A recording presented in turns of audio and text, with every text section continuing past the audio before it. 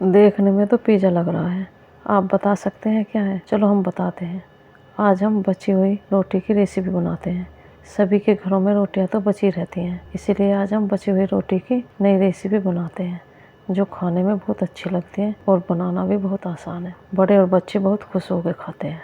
नमस्कार, मैं सविता राणा किचन में आपका स्वागत है। अब हम रेसिपी बनाना शुरू करते हैं। सबसे पहले एक भगोना ले लेते हैं, उसमें 3 बड़े चम्मच सूजी डाल लेते हैं और 1 चम्मच बेसन डाल लेते हैं और स्वाद अनुसार नमक डाल लेते हैं और थोड़ी दही डाल लेते हैं और डालकर मिक्स कर लेते हैं, यानी कि एक पेस्ट बनाकर तैयार कर लेते हैं। जो मैं बची हुई रोटी की रेसिपी बना रही हूँ, वह घर के ही सामानों से बनाकर तैयार कर लेती हूँ। बाहर से कुछ भी नहीं लाना पड़ता है। इस तरह से हम पेस्ट बनाकर तैयार कर लेते हैं। अब थोड़ा हम बेकिंग पाउडर डाल लेते हैं और डालकर मिक्स कर कर हम पेस्ट बनाकर तैयार कर लेते हैं और एक साइड में रख लेते हैं। अब चलते हैं हम दूसरी साइड। अब आप देख सकते हैं मेरे पास 2 रोटी हैं जो रात की बची हुई हैं। गैस पर तैयार रख लेते हैं और उसमें थोड़ा तेल लगा लेते हैं और तेल लगाकर रोटी हाथ पर लेकर और रोटी पर थोड़ा पानी लगा लेते हैं।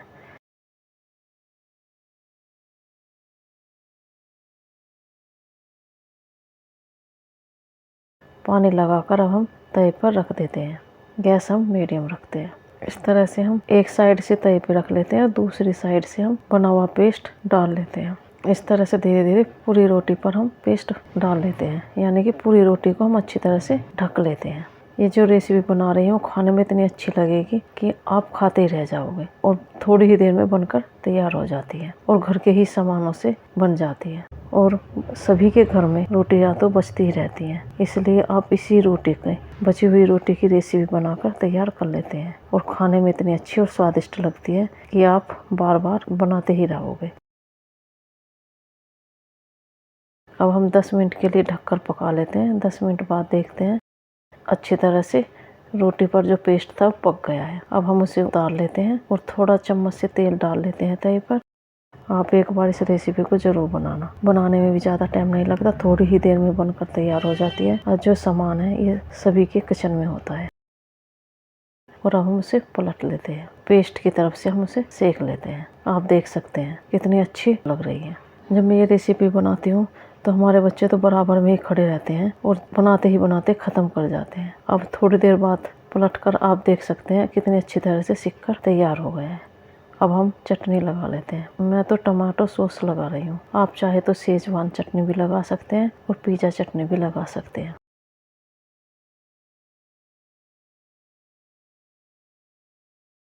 ना तो हम इसे पिज़्ज़ा कह सकते हैं ना बर्गर। ये एक नई रेसिपी है, खाने में बहुत अच्छी और स्वादिष्ट लगती है। इस तरह से पूरी रोटी पर मैंने चटनी लगाकर तैयार कर ली है। अब हम थोड़ी कटी हुई प्याज डाल लेते हैं। बारीक बारीक कटी हुई प्याज मैंने काट कर पहले ही तैयार कर ली थी। पूरी रोटी पर हम प्याज डाल लेते हैं।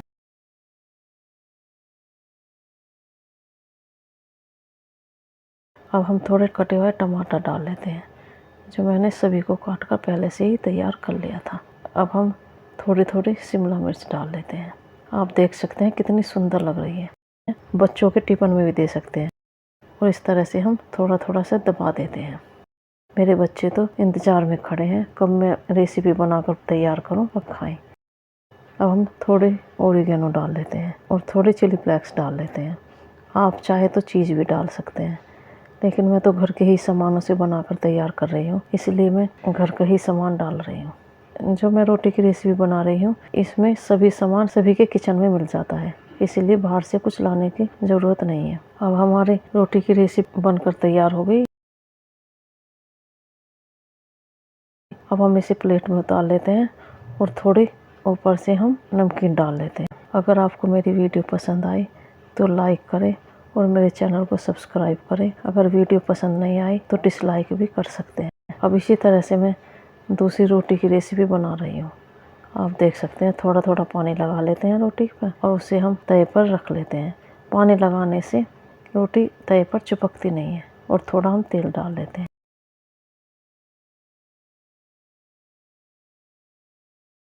और इस तरह से हम फिर पेस्ट से रोटी को अच्छी तरह से ढक लेते हैं और फिर 10 मिनट के लिए हम पका लेते हैं। बड़े और बच्चे इतने खुश होकर खाते हैं कि आप एक बार बनाओगे तो हफ्ते में 3 बार ज़रूर बनाओगे। ना तो ये पिज़्ज़ा है ना बर्गर है, एक नई रेसिपी है। अगर आपको पसंद आई तो कमेंट करें। इस तरह से हम बनाकर तैयार कर लेते हैं।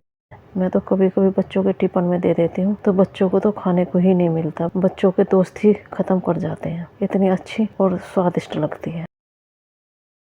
अब ऊपर से हम चटनी लगा लेते हैं। इसी तरह से वो अच्छी तरह से डाल लेते हैं। सभी सामान हम अच्छी तरह से डाल लेते हैं। कटी हुई प्याज, शिमला मिर्च, टमाटर, ओरिगेनो, चिली फ्लेक्स सबको डालकर हम इस तरह से तैयार कर लेते हैं। आप देख सकते हैं हमारे बच्चे तो बनाते ही बनाते ख़त्म कर सकते हैं। रेसिपी को मीडियम ही गैस पर सेकते हैं, तेज़ गैस नहीं करते, तेज़ गैस पे जल जाती है, इसीलिए हम मीडियम गैस पर सेकते रहते हैं। अब हम थोड़ी देर के लिए ढककर पका लेते हैं। थोड़ी देर बाद देखते हैं हमारी रेसिपी बनकर तैयार हो जाती है। अब हम थोड़ी ऊपर से आलू भुजिया डाल लेते हैं। आप चाहे और भी नमकीन जो पसंद हो उसे भी डाल सकते हैं, चीज़ भी डाल सकते हैं, लेकिन मैं तो घर के ही सामानों से बनाकर तैयार कर रही हूँ, इसीलिए मेरी रेसिपी घर के ही सामानों से बनकर तैयार हो जाती है।